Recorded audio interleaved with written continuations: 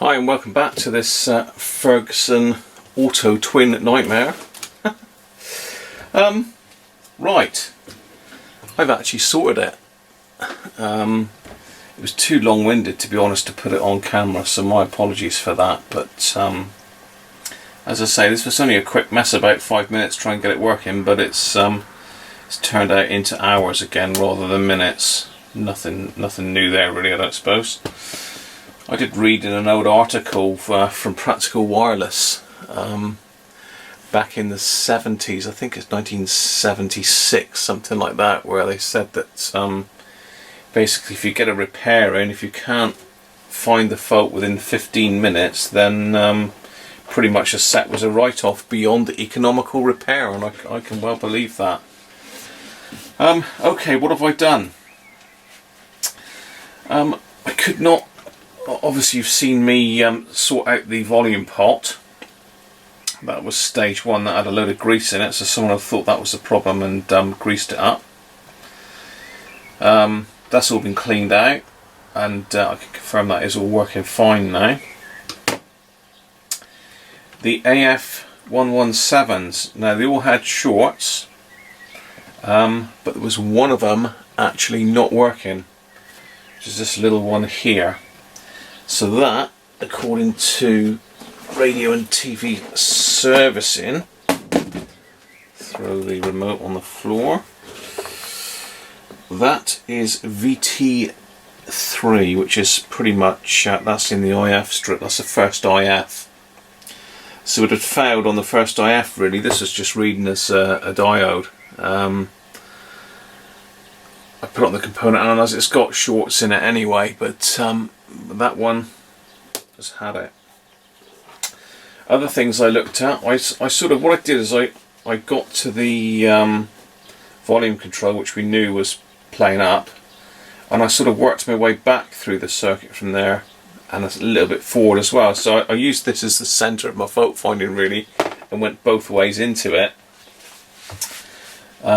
I checked out all the transistors, took them out one by one. I've blown the shorts out of those, and all the shields are all connected again. You can see they're all connected in, and I've popped in place of that AF117 one of the little Russian GT322Bs. Let's say this is one I didn't want to throw any parts at really, but the problem is with this is once you start something, you get hooked on it and you can't leave it alone till you've sorted it.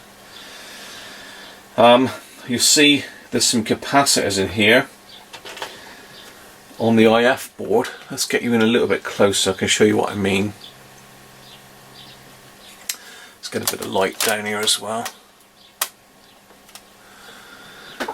So on the back of the IF board here, let's get a pointer. You can see I've got two pairs of capacitors ganged up in parallel just to get the right values.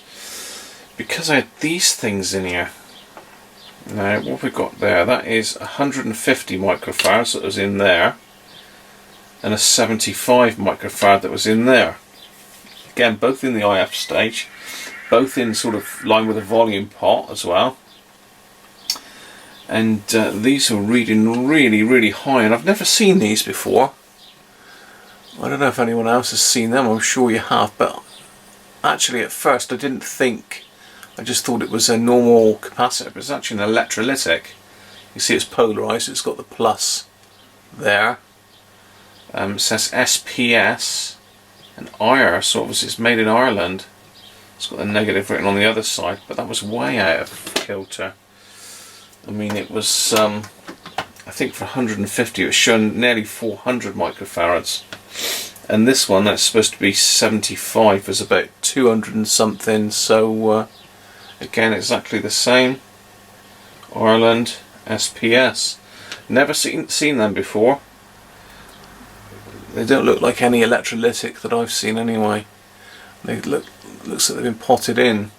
As I say, the only way to get close to those values really, I could have just chucked something in, but I didn't want to use up my stock of good electrolytics, well not electrolytics, good axials. So I've just popped them in there for now. and a couple of these, the old Elka modes. I've taken all of them out now. There was one that you saw that wasn't even soldered in properly, and I've replaced that anyway. And these two, again, I've got 20 microfarad. That was reading 170 odd, I think, and I've got 20 microfarad reading 170 odd, and this one 100 microfarad, I think that was reading near 300 microfarads. So both shot. So let's power it up and see what we got.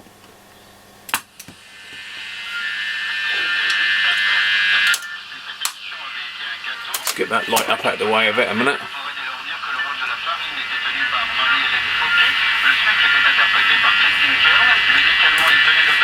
So we're on medium wave. No, we're not, we're on long wave. See if I can turn that light off and see if you can still see it. Zoom out a bit.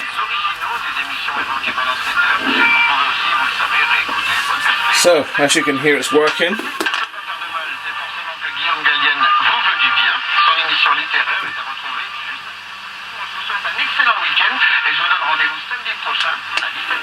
French station.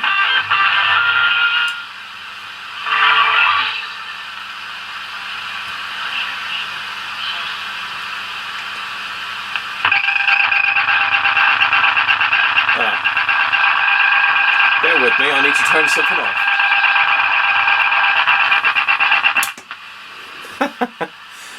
I thought it was my power line adapter, but it's not. It's the video power supply. Can't win, can you? So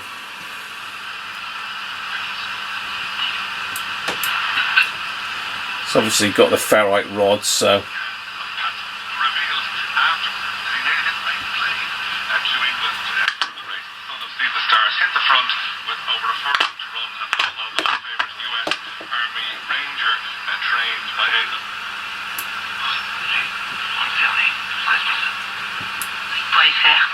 Ceci est un message de l'agence de la biomédecine, agence relevant du ministère de la Santé. Le week-end,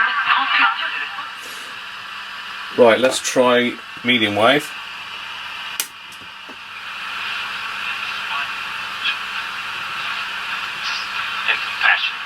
Ali died as a result of a respiratory illness complicated by Parkinson's disease.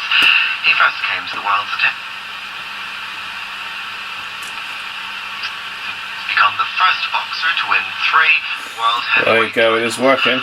Ali took part in some legendary matches, including the Rumble in the Jungle against George Foreman in 1974. Our boxing correspondent Mike Costello explained what made Muhammad Ali such a remarkable fighter.